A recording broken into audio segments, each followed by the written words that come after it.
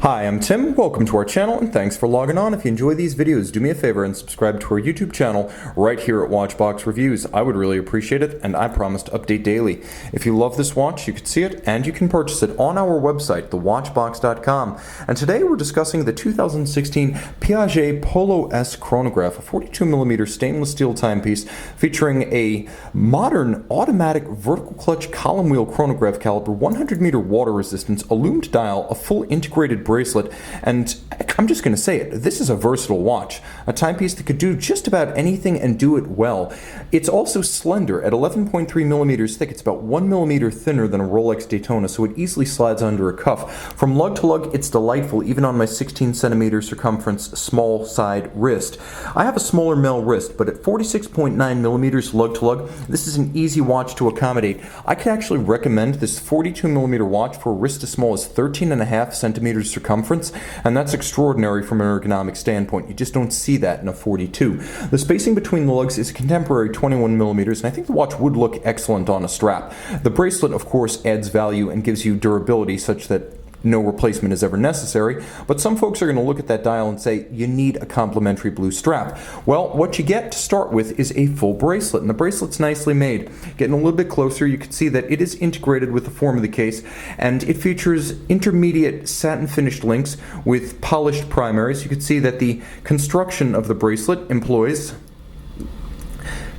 a spring bar system for removing the individual links, and then there's plenty of venting, as you can see from the underside, the gaps allowing the bracelet to avoid pinching skin or pulling hair. Now what I also like here is that there's a twin trigger release system, so the clasp, when shut, stays resolutely shut. You need to depress both of the triggers to open it up. It's a secure system. It's also low in profile. It's a refreshing alternative to the dive style clasp that you see even on some watches that have no business getting anywhere near water. So a low profile clasp, a durable, nicely integrated and handsome full steel bracelet, and a case band that features some amount of nuance. As you can see, the case back itself has a bevel underneath that's all of high polish, and then it falls away. So when the watch is actually on the wrist, it nestles down lower than its 11 millimeters would ordinarily suggest. It seems almost 8 or 9 millimeters thick on the wrist. It is quite compact. There's also a handsome contrast between the satin finish of the flank and the polish of the lug hoods. Plus there's a polished bevel that runs from side to side across the midcase and then flares at the lugs themselves.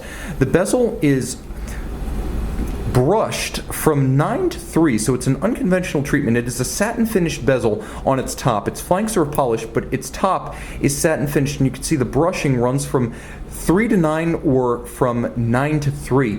It has a wonderful, I would say, 70s style vibe to it because of the form of the dial, which is reminiscent of the TV screen genre of the 1970s. If you've ever seen the great Zenith El Primero TV screen, open a different window, keep me streaming, but you'll know exactly where this design came from. There's also a linear striation that runs from side to side, a little bit like Omega's current teak deck concept on the Aquaterras, plus all applique indices, and you'll note polished chapter rings for chronograph hours and chronograph minutes. Now you may note that there is no constant seconds indicator. Fortunately, with the vertical clutch of the chronograph caliber, you can leave the chronograph engaged full time and have constant seconds on the dial. Like a Patek Philippe 5980, you can just leave the chronograph running so that you do have some sort of seconds hand at all times. There's a stop seconds function. You just pull the crown out and you can stop the seconds. You can set the watch precisely to a reference time. There is also a quick set system, so you can rapidly cycle the date should the watch run down or encounter an irregular length month. Another advantage of the vertical clutch is that there is no jump or stagger to the seconds hand when you start it or stop it, and it always resets precisely to the index at 12. Now turn it all over. Let's show you the case flank. You can see the Piaget crown as well as the chronograph pushers.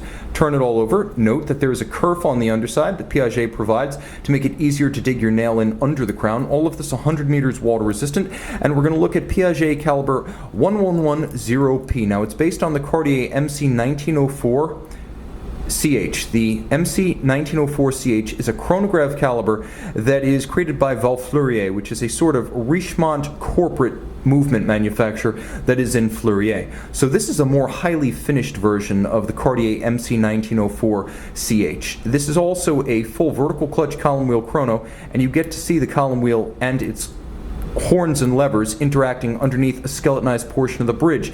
It beats away at 28,800 vibrations per hour. It has a 48-hour power reserve. It pivots on high-efficiency, unlubricated ceramic rotor bearings, not lubricated steel, so it's also not a maintenance-intensive rotor. You can see that this 35 jewel movement is nicely finished with circular Côte de Genève across the bridges, circular Côte de Genève across the rotor, which is a beautiful PVD anthracite with the Piaget coat of arms. You'll also note that the screws are both black polished and fire blued, not chemically blued, so you have both types of decorated screws on this movement.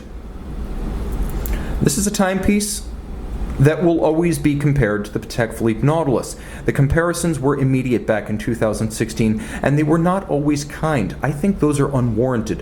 This watch offers immense value, functionality, technological innovation. It's a contemporary, swimmable, fully loomed all-arounder for a man who wants that integrated bracelet and case 70s aesthetic, but doesn't want to pay $60,000 to get it. This is the Piaget Polo S Chronograph. You could see it and you could purchase it on the watch box. Piaget Polo S Chronograph by night.